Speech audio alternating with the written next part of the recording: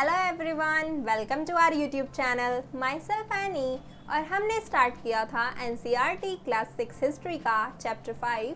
Chapter का नाम है kingdom, kings and an early republic. और आज हम शुरू करेंगे चैप्टर 5 का पार्ट 3।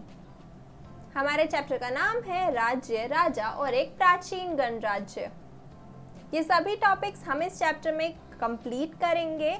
और अभी तक हमने कुछ 2 टॉपिक्स किए हैं। सबसे पहले हमने जानी थी शासक बनने की प्रक्रिया की, कुछ लोग शासक कैसे बने, और लास्ट टॉपिक में हमने बात की थी वर्ण व्यवस्था के बारे में।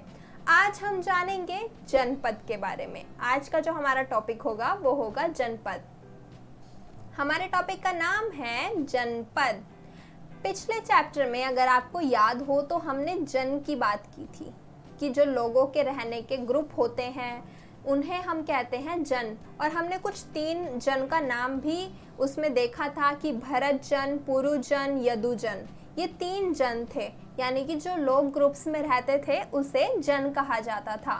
और इस जन में क्या होता था, जब लोगों को युद्ध पर जाना होता था उसी टाइम वो अपने सरदार को डिसाइड करते थे, चूज करते थे एक मीटिंग में जो सबसे पावरफुल होता था।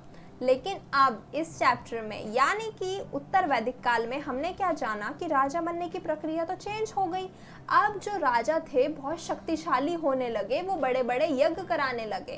तो जो यज्ञ कराने वाले राजा थे अब उनको जन का राजा नहीं कहा गया, अब उन्हें कहा जाने लगा जनपद का राजा। अब इन राजाओं का हो गया प्रमोशन, तो जन से ये बन गए जनपद के राजा।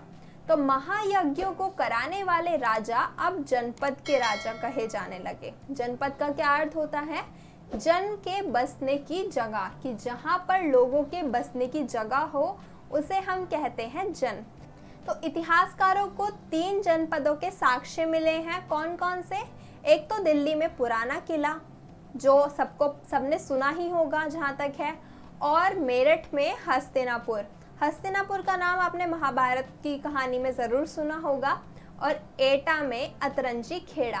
तो हमारे पास ये 3 जनपद हैं जहाँ से हमें इतिहास के बारे में पता चलता है कि दिल्ली में पुराना किला है वो एक जनपद है, मेरठ में हस्तिनापुर और एटा में अतरंजी खेड़ा।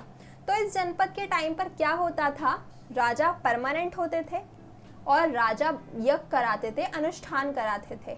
तो इस टाइम पर लोग झोपड़ी में रहते थे, मतलब झोपड़ी बनाकर रहना लोगों ने शुरू कर दिया था, और पशुपालन करते थे और इन सभी की खेती भी करते थे। गेहूं, जौ, धान, तिल, गन्ना, सरसों, इन सभी की खेती करते थे। तो हमने जो अपनी कृषि के बारे में पढ़ा था अभी तक, जो हमने फसलों के बारे में पढ़ा है चैप्टर 1, 2, 3, 4 और ये 5th चैप्टर है, तो अभी तक हमने सरसों के बारे में नहीं जाना।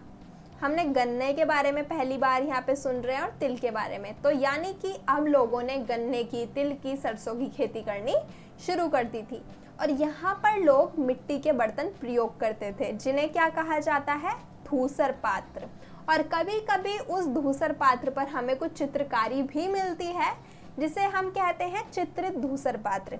और हमें लाल रंग के कुछ बर्तन भी मिले हैं, लाल रंग के पात्र भी मिले हैं। तो ये जो पिक्चर है ये एक चित्रित धूसर पात्र की पिक्चर है।